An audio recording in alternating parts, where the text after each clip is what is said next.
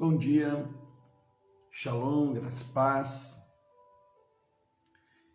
Estamos iniciando nessa manhã mais um devocional da nossa série As Sete Igrejas, Carta às Sete Igrejas do Apocalipse. E hoje nós vamos pontuar um pouquinho sobre Tiatira, essa igreja que ela tem uma simbologia com a igreja que nasceu do sincretismo romano depois da conversão de Constantino. Lúcia Silva, bom dia.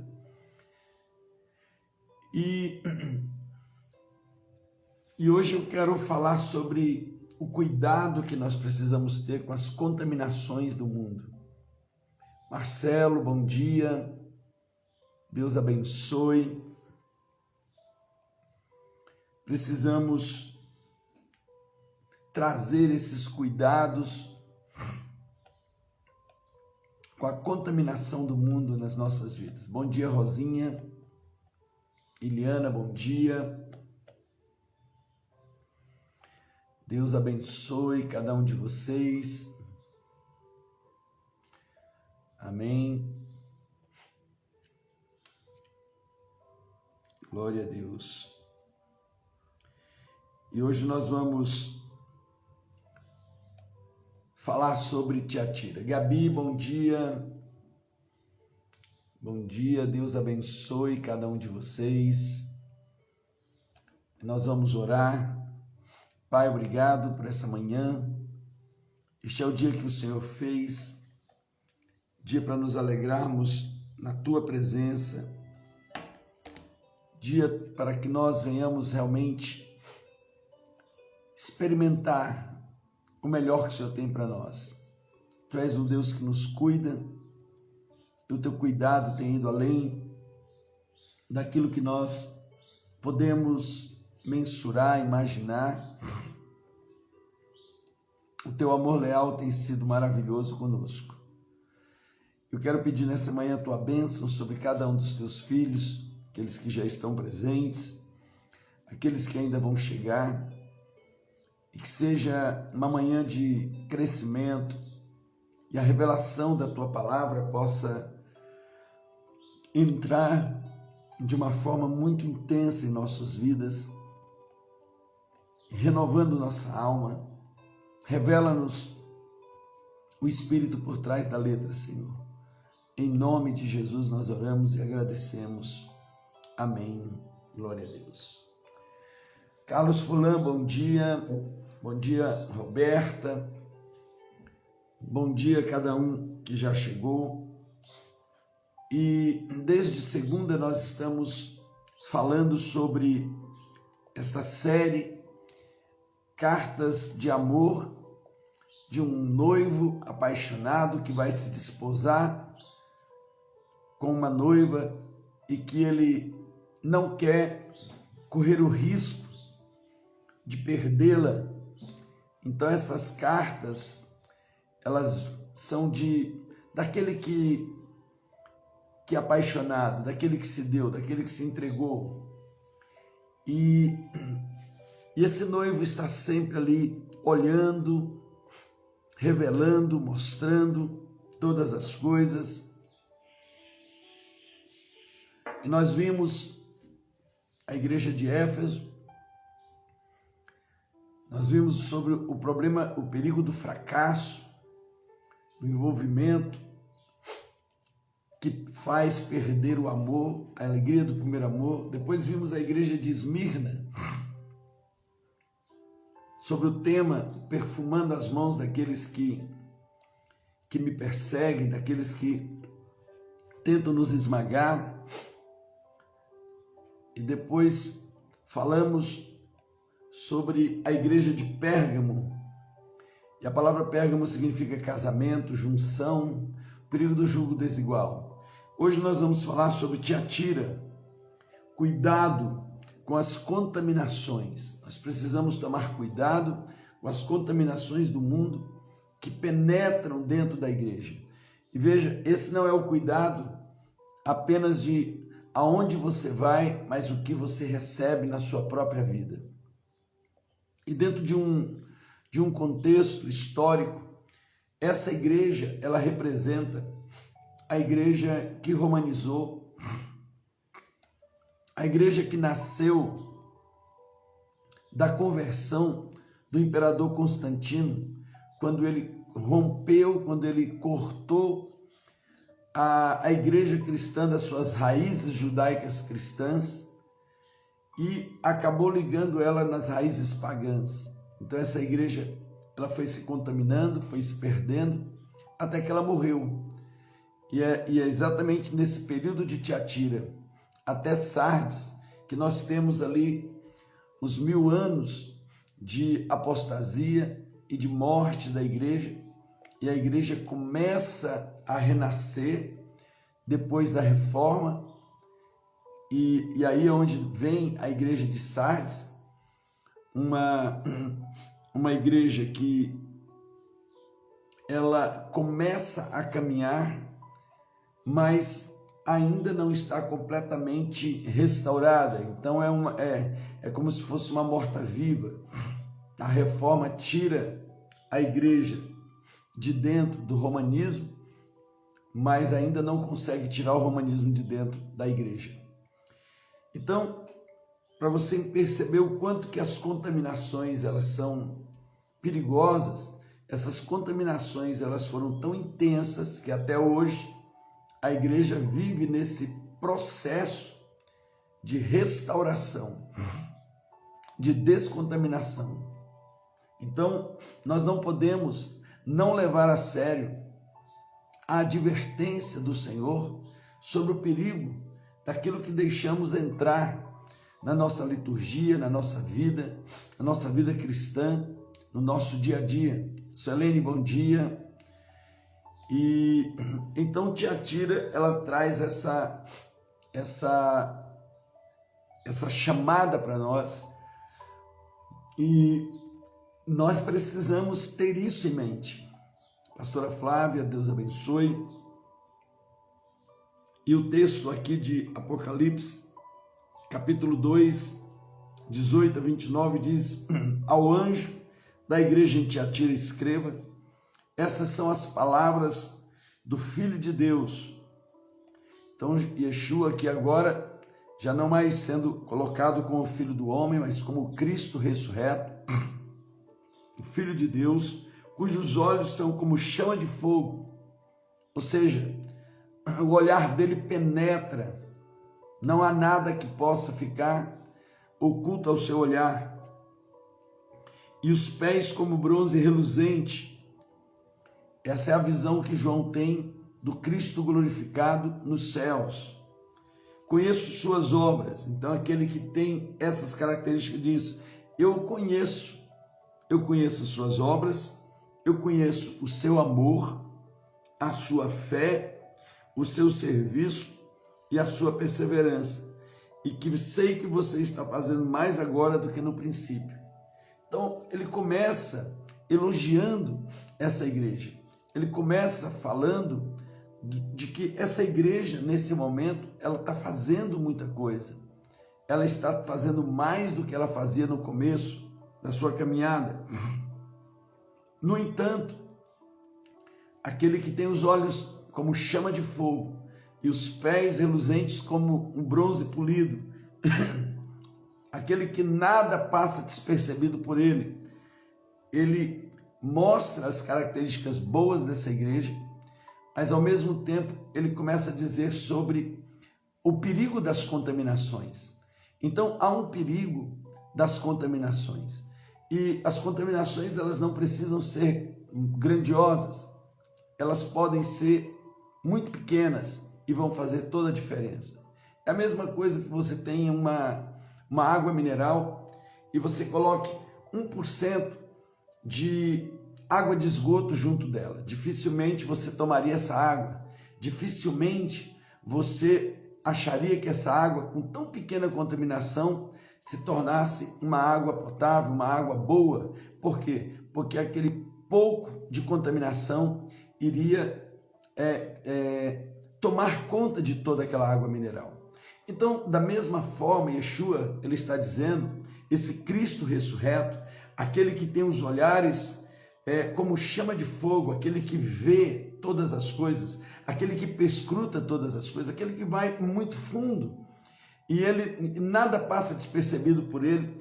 Então ele diz: eu sei que vocês estão fazendo agora muito mais do que vocês faziam no começo. Vocês hoje fazem muito mais. Eu conheço o seu amor, eu conheço sua fé, a sua perseverança. Porém, eu tenho contra você. E ele diz: você tolera. Então há uma tolerância, há uma aceitação, há uma convivência pacífica com algumas coisas que o Senhor não aceita. Veja que essa é uma carta de amor de um noivo que está para desposar essa noiva.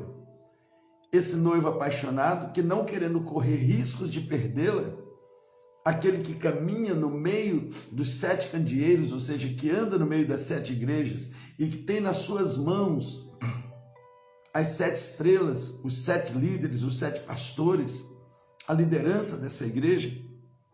Então, não é alguém que está longe, não é alguém que está à parte, é alguém que está envolvido. Yeshua está envolvido conosco. Cristo está intimamente envolvido conosco. Por quê? Porque a igreja é Ele.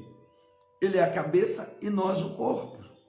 Então, é uma junção muito forte, não é algo à parte, é aquele que vive em nós, é aquele que está em nós. Ele diz: eu conheço vocês, eu sei o que vocês estão vivendo, mas eu quero lhes alertar que você está tolerando Jezabel, aquela mulher que se diz profetiza, e com seus ensinos ela induz os meus servos à imoralidade sexual, a comerem alimentos sacrificados a ídolos. Dei-lhe tempo para que se arrependesse da sua imoralidade sexual, mas ela não quer se arrepender. Por isso, vou fazê-la adoecer e trarei grande sofrimento aos que cometem adultério com ela, a não ser que se arrependam das obras que ela pratica, a não ser que passem por uma metanoia, que passem por uma transformação. E essa metanoia, também chamada de santificação, é a vida do Espírito fluindo para a alma. Ou seja, precisa alinhar a vida que vocês têm com a vida que vocês vivem. Então, há uma necessidade e que a vida que vocês já têm flua para a alma de vocês, de forma que vocês vivam pela vida que vocês já têm. Então, todas as igrejas saberão que eu sou aquele que sonda as mentes e corações. E eu vejo, ontem nós vimos na carta à igreja de Pérgamo, que o Senhor dizia: eu virei para guerrear contra vocês com a espada da minha boca. Ou seja, a minha palavra, eu vou guerrear contra vocês com a minha palavra. Essa palavra que penetra no mais profundo da alma e que ela vê as intenções do coração. Então, como nós falamos para vocês, aqueles que andavam pela lei, a lei condenava alguém que era pego, ele era surpreendido por 2 testemunhas no ato do pecado. Então, para a lei, o pecado, ele só se tornava pecado quando ele era testemunhado, quando ele se tornava visível. Então, o pecado do adultério na lei era quando alguém era surpreendido no adultério. Ou seja, enquanto alguém adulterava escondido, não era adultério. Para a lei, não. Tinha que ter testemunha, tinha que ter sido surpreendido. Porém, na graça, o Senhor diz que a intenção do seu coração já é julgada. Porque se o homem olhar para uma mulher com a intenção, má, ele já está adulterando. Se na lei o crime é quando alguém é surpreendido assassinando alguém, na graça o Senhor está dizendo, quando você odeia o seu irmão, você já é considerado um assassino. Percebe que pela palavra o que é julgado são as intenções do coração. Pela lei, o que é julgado é aquilo que aparenta. Então, se nós formos falar entre graça e lei, a graça é muito mais apurada, a graça é muito mais exigente. Por quê? Porque a palavra de Deus é quem nos revela. Ela nos revela. E agora aqui o Senhor está dizendo, aquele que tem os olhos, que nada passa despercebido por ele, está dizendo para você, cuidado com as contaminações, cuidado com as tolerâncias, cuidado com aquilo que você acha normal, cuidado com essas normalidades que não são normais, e cuidado porque isso está entrando dentro da vida da igreja. Veja, o grande problema não é o que você pega lá fora, o grande problema é o que você traz para dentro da igreja, como uma forma de ensino. E é por isso que ele fala sobre essa profetisa, chamada Jezabel. Por quê? Porque ela está trazendo uma forma de ensino, que aquele que anda no meio dos 7 candeeiros, que aquele que anda no meio da igreja, ele diz, isso não pode acontecer. Esse tolerar vai destruir vocês.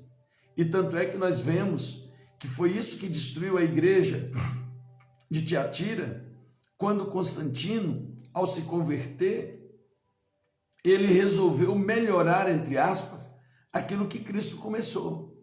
Ele corta a igreja das suas raízes judaicas cristãs e ele liga a igreja no paganismo. E essa igreja, com o tempo, foi morrendo, até chegar naquele tempo das trevas, 1000 anos de trevas, onde a igreja, ela se tornou uma coisa. Ela não era mais o corpo de Cristo, ela não era mais um organismo vivo, ela se tornou uma coisa, um dos lugares mais perversos do mundo. Por quê? Porque um pouquinho de fermento, ele leveda toda a massa. Então veja o perigo, só depois de 1000 anos que o Senhor começa o processo de ressurreição dessa igreja, e até hoje essa igreja está sendo restaurada dessa contaminação que entrou. Percebe que a contaminação, ela atinge gerações. Até hoje, nós ainda lutamos com o humanismo que está dentro de nós, porque é muito fácil tirar, entre aspas, alguém do Egito. O difícil é tirar o Egito de dentro das pessoas. Como foi um processo, por mais difícil, mas ele foi possível, da reforma, que tira a igreja de dentro da estrutura romana. O duro foi tirar a estrutura romana de dentro da igreja. E até hoje, essa guerra está acontecendo. Essa situação. Por quê? Por causa dessas tolerâncias. E nós vivemos, nesses dias atuais, um novo ataque, porque o inimigo está tentando trazer para a normalidade dentro da igreja aquilo que não é normal. Então, os politicamente corretos, essas tolerâncias, porque o Senhor, ele não tolera o pecado, ele não negocia com o pecado, e nós precisamos entender que essa é a nossa postura. Não adianta nós trazermos para dentro da igreja coisas que o Senhor, ele abomina, e começarmos a chamar isso de santo, porque não vai santificar por conta de nós falarmos. Então a gente precisa tomar cuidado com essas contaminações que trazemos para dentro. E Tiatira, ela está vivendo isso.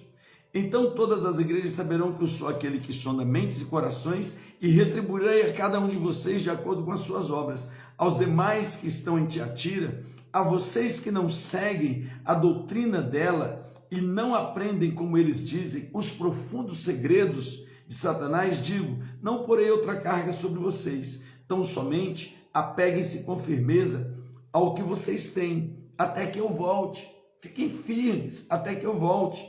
Aquele que vencer e fizer a minha vontade até o fim, darei autoridade sobre as nações. Então, dentro desse processo de Tiatira, o vencedor, ele será chamado o filho varão, de Apocalipse 12. Aquele que regerá as nações com cetro de ferro e autoridade. Então, aquele que vencer e fizer a minha vontade até o fim, darei autoridade sobre as nações. Governarão comigo, reinarão comigo no milênio de Cristo, estarão reinando, e governará com cetro de ferro e a despedaçará como um vaso de barro. Eu lhes darei a mesma autoridade que recebi de meu Pai, também lhe darei a estrela da manhã. Aquele que tem ouvidos para ouvir, ouça o que o Espírito diz à igreja. Se em Pérgamo o Senhor estava falando, eu vou lhes dar uma nova identidade, um nome escrito numa pedrinha branca, eu vou lhes fazer comer do maná escondido, eu vou lhes nutrir de uma forma tremenda. Aqui ele está dizendo, governarão comigo. O vencedor vai governar as nações comigo, com cetro de ferro e autoridade. Então, Tiatira, dentro do contexto histórico, geográfico, era uma cidade extremamente pequena, uma cidade de 3, 4 mil habitantes, uma cidade pequena. Não havia uma relevância em Tiatira dentro do contexto religioso nem político, mas Tiatira tinha uma relevância muito grande no comércio. Era um centro comercial intenso e haviam grêmios que dominavam esse comércio. Então era impossível algum comerciante, era impossível alguém que estivesse ali em Tiatira. Nós vamos orar no final pela sua vida, Glaucio, em nome de Jesus. E era impossível que alguém naquela região, algum empresário, conseguisse sobreviver sem estar ligado àqueles grêmios. Mas qual era o problema ali naqueles grêmios? Qual o problema naquele processo daqueles grêmios? É que eles viviam debaixo de muitas orgias. Eles, nas suas reuniões, elas terminavam com bebedeiras, prostituições, com todos os tipos de pecados que você possa imaginar ligados à carne. E aí o que o Senhor está dizendo é que não adianta para você ter resultados, você negociar a santidade. Então não era uma coisa fácil, não era uma coisa simples, mas era possível. Porém, o que Jezabel ela estava falando para eles? O que Jezabel estava dizendo é que eles não precisavam abrir mão do lucro, que eles poderiam conviver tolerando esse pouquinho de fermento, tolerando essas situações. Em outras palavras, o que ela estava dizendo dentro dessa cultura é que eles precisavam provar um pouco do pecado para combater o pecado. Olha que coisa terrível. Como você pode combater uma coisa que você não conhece? E foi isso que foi contaminando a igreja. É isso que tem contaminado nossas vidas nesses dias. São essas tolerâncias, são essas situações as quais você diz, não tem como. Se eu for radical, eu vou perder o lucro, eu não vou conseguir progredir, eu não vou conseguir vencer. E o Senhor diz, ei, eu tenho os olhos que tudo vê, e aquele que permanecer fiel até o fim, vai governar comigo essas nações. Aquele que vencer, aquele que permanecer na minha palavra, aquele que permanecer na santidade, aquele que permanecer na sã doutrina, aquele que tiver coragem de abrir mão de muitas coisas pela vida que eu estou lhes dando, eu lhes farei governar as nações. Então há uma promessa. Quem disse que a vida cristã é uma vida simples? O Senhor Jesus disse, no mundo tereis aflições, mas tenha bom ânimo, eu venci o mundo. rapidamente eu quero mergulhar com você dentro de 3 considerações sobre Tiatira que tem a ver conosco. Primeira consideração é o que dá sabor a uma igreja, ao povo de Deus. O que dá sabor para nós? Segundo, o que apodrece uma igreja ou as nossas vidas cristãs? E terceiro, qual é o remédio? O que traz cura para nós? O que dá sabor? Então, veja, nós precisamos destacar que o valor da igreja não está naquilo que as pessoas dizem, mas naquilo que ela é. Naquilo que ela é. Não importa o tamanho da igreja.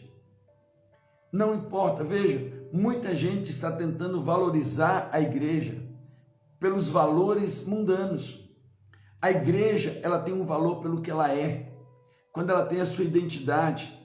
Então, Tiatira poderia ser uma igreja pequena, inexpressiva, sem importância para o mundo, mas não para Deus. Deus tinha uma igreja lá em Tiatira. Deixa eu lhe dizer algo. Deus tem uma igreja. Não importa onde você esteja, ou que tamanho que ela seja, que cidade que ela esteja, Deus tem uma igreja. É o corpo de Cristo. O valor da igreja é pelo que ela é, não é pelo que ela mostra, não pelo que as pessoas valorizam. Hoje a gente tenta valorizar a igreja de Cristo muito mais como uma instituição do que como um corpo. E a gente precisa tomar cuidado com esses valores mundanos que queremos trazer. E é por isso que muitas vezes nós vamos aceitando a contaminação, porque não percebemos que o valor daquilo que nós somos está exatamente na nossa identidade. Quem eu sou? Quem é Cristo em mim? Então, essa identidade é que traz o valor da igreja. Então, se Jesus atribui valor a uma igreja, então essa igreja tem uma importância e uma relevância muito grande. Agora, Jesus pode estar num lugar em que todo mundo está valorizando e ele dizer: eu tenho contra ti que abandonaste o teu primeiro amor. Eu tenho contra ti que toleras aquilo que eu não tolero. Eu tenho contra ti que te contaminaste. Então, queridos, nós precisamos voltar a entender essas coisas, porque ele diz no versículo 19: conheço as suas obras, o seu amor, a sua fé, o seu serviço, a sua perseverança, e sei que você está fazendo mais agora do que no princípio. Quando Cristo olha para nós, ele olha com um olhar penetrante, porque é o olhar de chama de fogo, e ele vê 6 temperos indispensáveis para dar sabor a uma igreja. Primeiro, eu conheço as suas obras, o trabalho que essa igreja faz. Então, o primeiro tempero que dá valor a uma igreja é aquilo que ela está fazendo pelo Senhor, é aquilo que ela está trabalhando. Segundo tempero, ele diz: eu conheço o amor, eu conheço o seu amor. Então, aquilo que eu faço por amor. Eu não faço para eu obter o meu próprio benefício. Eu não estou servindo como o irmão do filho pródigo, servindo para tentar ser, não. Eu sirvo porque sou. E esse serviço está baseado no amor. Não é como muitas vezes a gente vê o serviço dentro de igreja gerando disputa, gerando feridas, gerando mágoas, marcas, pessoas disputando. Isso não é o tempero que Cristo quer ver em nós. O que dá valor para uma igreja é quando o serviço é feito com amor. Terceiro tempero que ele vê é a fé. Eu conheço a sua fé. Porque a palavra de Deus diz que tudo que não é feito com fé é pecado. Tudo que não procede da fé é pecado. Porque sem fé é impossível agradar a Deus. Então, o serviço em amor, com fé. E nós precisamos entender que esse serviço, e ele diz, ele precisa ser operoso. Então esse serviço tem que ter movimento. Essa igreja, ela precisa ser uma igreja viva. Esse tempero que dá para essa igreja sabor é a igreja que não está parando, é a igreja que está operando, é a igreja que está caminhando para estabelecer a glória de Deus. E depois a perseverança. Eu conheço a sua perseverança. uma igreja que permanece no meio das lutas, permanece no meio das guerras, permanece no meio das perseguições, permanece, persevera. Você vê um tempo, ela está ali envolvida, depois está envolvida, não para. Isso é tempero, isso dá sabor. E por último, o crescimento orgânico dessa igreja. Sei que você está fazendo agora muito mais do que no princípio. O resultado do crescimento dessa igreja, ele não está relacionado ao que a igreja está trazendo de fora, mas é aquilo que ela é e que ela está levando para fora. Uau, olha o sabor. Uma igreja, por menor que ela seja, se ela tem esses temperos, ela se torna relevante no lugar onde que ela está. E mais cedo ou mais tarde, esse crescimento vai aparecer. Por quê? Porque é vida, é uma igreja viva. E o que apodrece a vida de uma igreja? A paciência com o pecado. Se por um lado, essa igreja, ela trazia sabor, agora Jesus está dizendo, eu conheço as suas obras, no entanto, contra você eu tenho que tolera Jezabel, aquela mulher que se diz profetiza com seus ensinos e induz os meus servos a imoralidades sexuais, comerem alimentos sacrificados aos ídolos, a uma prática de pecados. Então, o que vai trazer o apodrecimento à nossa vida espiritual? A prática do pecado. Com seus ensinos ela induz os meus servos à imoralidade sexual, comerem alimentos sacrificados aos ídolos, ou seja, uma tolerância. Quando o pecado ele se torna uma normalidade, já não choca, ele já não é algo que nós abominamos, mas toleramos. O Senhor diz, esse é o caminho para começar a trazer uma podridão dentro dessa igreja. Então, segunda coisa é a persistência nesse pecado. Ele diz, eu dei-lhe tempo para que se arrependesse, mas ela não quer se arrepender. Então, a gente precisa entender que essa tolerância à impureza, as coisas que Deus não tolera, contamina. E essas contaminações podem trazer destruição. O interessante é que a palavra Jezabel significa pureza, mas a conduta dessa mulher negava o seu próprio nome. Era uma conduta impura e pior do que isso, ela introduz uma doutrina, ela introduz um ensino de forma sorrateira, como a serpente fez lá no jardim, no Éden, que traz uma contaminação, uma destruição a alguém que estava vivo. Então, veja, essa falsa doutrina, tudo aquilo que traz um sofisma, que é uma mentira disfarçada de verdade, a falsa moral, porque a proposta de Jezabel era oferecer uma nova versão do cristianismo, um cristianismo liberal, um cristianismo sem regras, sem proibições. Ela estava querendo adaptar o cristianismo à moralidade do mundo. Deixa eu falar algo para vocês. A igreja sempre vai andar na contramão do mundo. Porque a igreja, ela vem trazer, ela já é a realidade do reino de Cristo, do reino de Deus na terra. O mundo jaz no maligno. Se a igreja está trazendo um reino diferente, ela está na contramão. A igreja nunca, se a igreja está sendo aplaudida, alguma coisa está errada. Se você está buscando aplauso do mundo, alguma coisa está errada. Porque a igreja é luz no mundo. E se ela é luz, ela vai manifestar as obras ocultas, malignas do mundo. Então não tem como a igreja ter sociedade com o mundo. Que sociedade pode haver entre as trevas e a luz? Que sociedade pode haver entre a igreja e o mundo?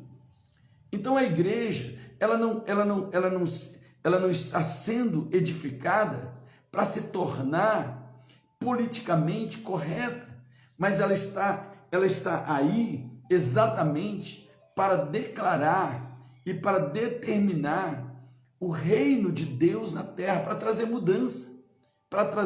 mudança completa. Amém? Então, nós precisamos entender isso. O que acontece?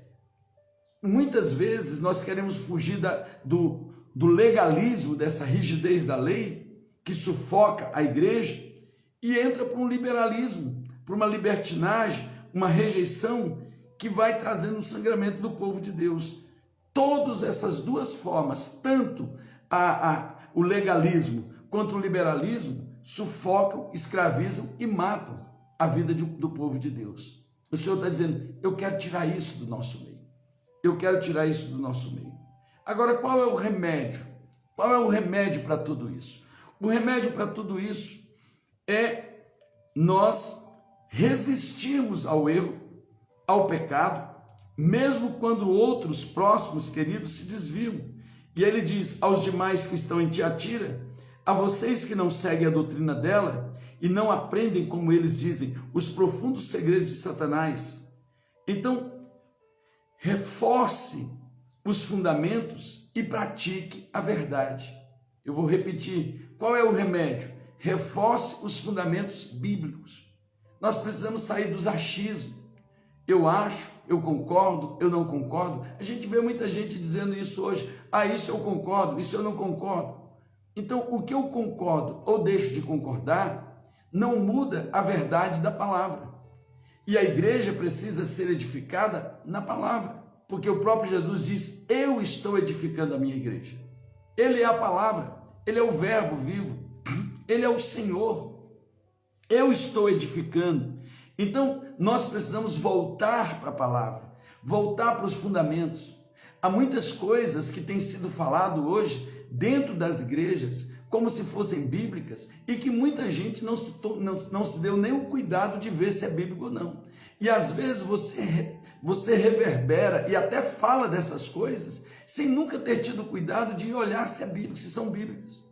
Então nós precisamos reforçar os fundamentos bíblicos, nós precisamos ter desejo por um alimento sólido, pararmos de querer comer apenas leitinho. O problema é que muitos estão apenas no leite espiritual, mesmo depois de muito tempo, são adultos crianças na fé, são filhinhos imaturos e dentro da imaturidade vivem como escravos. Então nós precisamos gerar um povo maduro, um povo vencedor, um povo que resiste, que pelos fundamentos da palavra, porque a esses vencedores o Senhor está dizendo, eu lhes darei governo comigo, a esses vencedores governarão as nações, regerão as nações com cetro de ferro e autoridade comigo, juntamente comigo.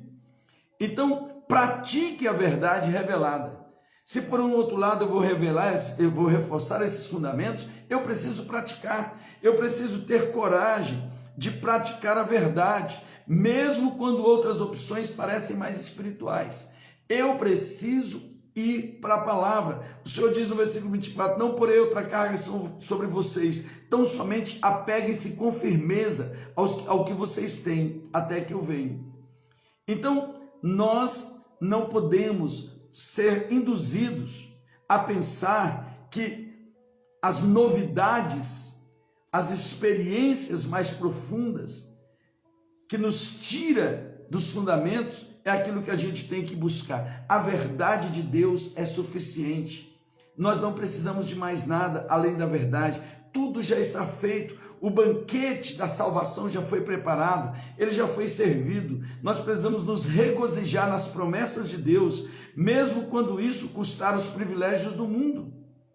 Versículo 26 diz, aquele que vencer e fizer a minha vontade até o fim, darei autoridade sobre as nações, governará com cetro de ferro e os despedaçará como um vaso de barro, e eu lhes darei a mesma autoridade que recebi de meu Pai, e também lhes darei a estrela da manhã.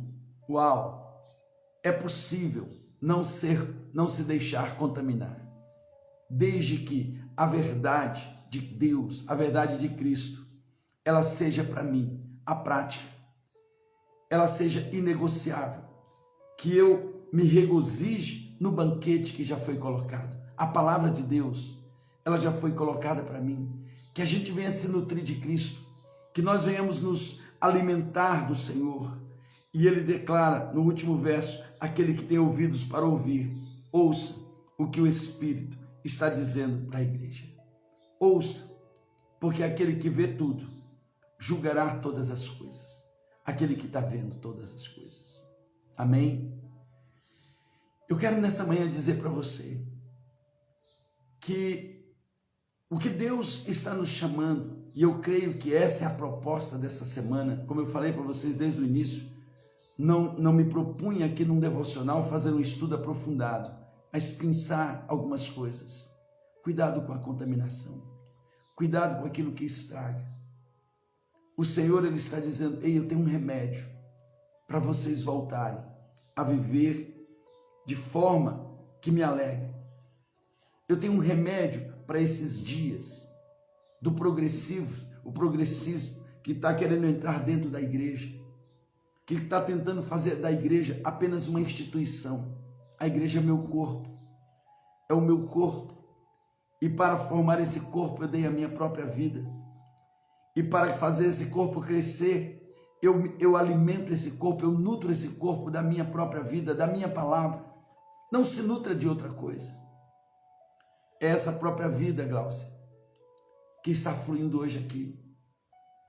E a palavra de Deus diz que pelas pisaduras de Jesus nós já fomos sarados. E eu quero declarar hoje sobre a sua vida e qualquer vida que está aqui, a cura. Que o decreto do Calvário se torne uma realidade na tua vida, Glaucia. Que o teu pulmão seja completamente restaurado. Eu tenho orado toda noite pela sua vida e eu creio na cura completa do Senhor na tua vida. E que o Senhor possa fazer um milagre tão grande na tua vida.